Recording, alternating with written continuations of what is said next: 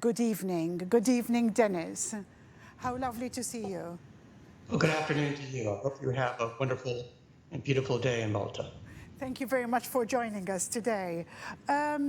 You're based now in LA, right? Well, my present location is in Greenwich, Connecticut, Right. but a lot of the digital asset strategies business is done via the office in Los Angeles. Right, right. And obviously, how are you finding the world's changed a lot with COVID, and every day on the press, I mean, in each country, we hear updates about what's happening and the uncertainty. How do you see the world changing with COVID, especially from a business point of view and from the financial sector? Well, first of all, my heart goes out to all the people who are being directly impacted by this disease and the way it impacts every individual's life beyond the economy. But I think it's very difficult for everybody in this situation. But I probably, away from investors who are trying to make economic and investment decisions in a world where the skill you need is epidemiologist, not balance sheet expert. But I really feel the people with the most real conflict are the people who are in legislative bodies and in government, governors, premiers, presidents, because they don't have any good choices to make. The disease is out there. The disease is spread across many countries. And so what do? What is the negative price you're willing to pay? Because if you completely close the economy for a year, you will destroy livelihoods, you will destroy businesses, the bankruptcies, et cetera, that come out might be destroy generations of work. But if you don't do stringent measures, then you will lose lives.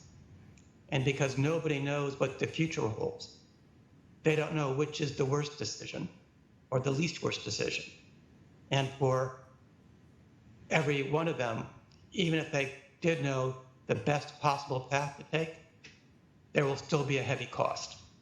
So first of all, understand that all those people have only bad decisions to make. They must make decisions and give us guidance. But from the point of view of investing in the economy,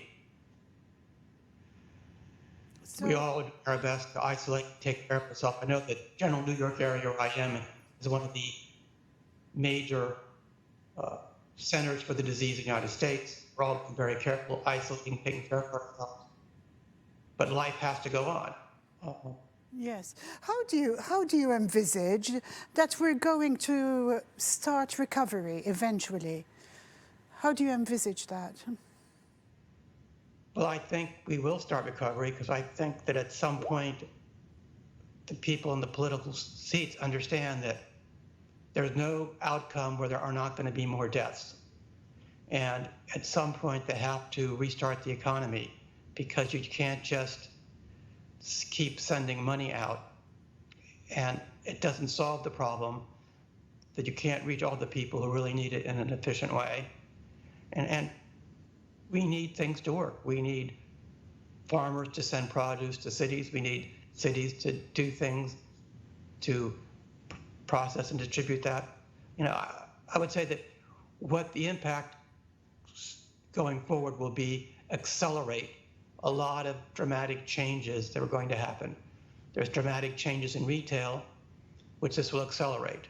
In the US, there'll be a lot less retail space and a lot more people who will take the habit of using direct to consumer sales and avoid going to shops unless there's something very special about that shop. For information entertainment, it's obvious that the need for a movie theater is a lot less than it was 30 years ago, and that will change dramatically. Yes. And do you think...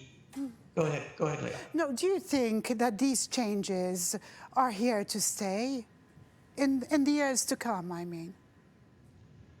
Well, I think a lot of the things will accelerate what would have happened. I mean, I think a lot of people are now using teledoc type services. You don't need to go to the doctor For some things, yes, but other things, an interview on the phone and a long distance test may be more available on your iPhone or your Galaxy in the future, that you can do certain of the tests at home and they can read them.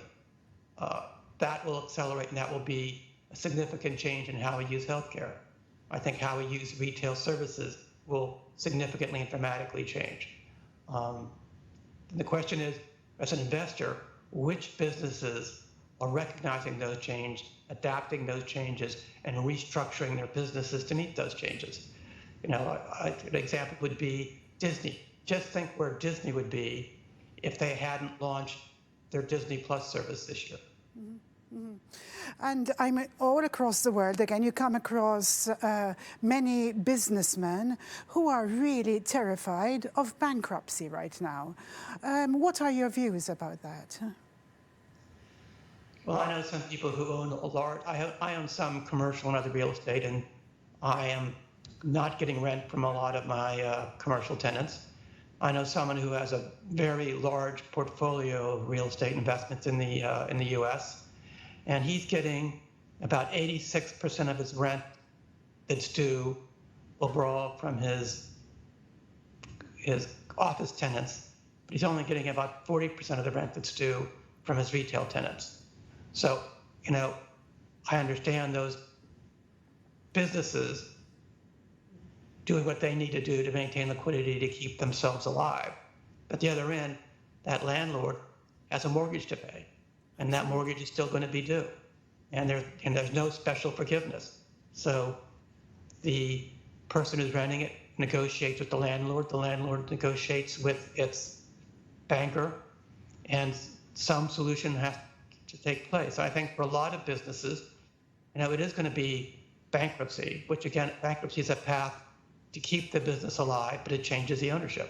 The equity holders go to zero or near zero, and the lenders then become the owners. Yes. That's what happens. Liquidity. It's quite terrifying, but hopefully there'll be a balance and eventually everything will balance out.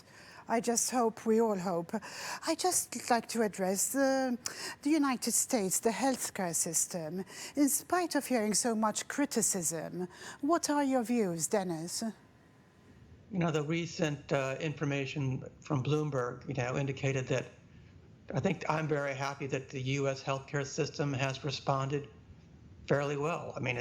Obviously there's other government steps to help them, but if you look at the U.S., there's a lot of government intervention, but it's not a single payer system.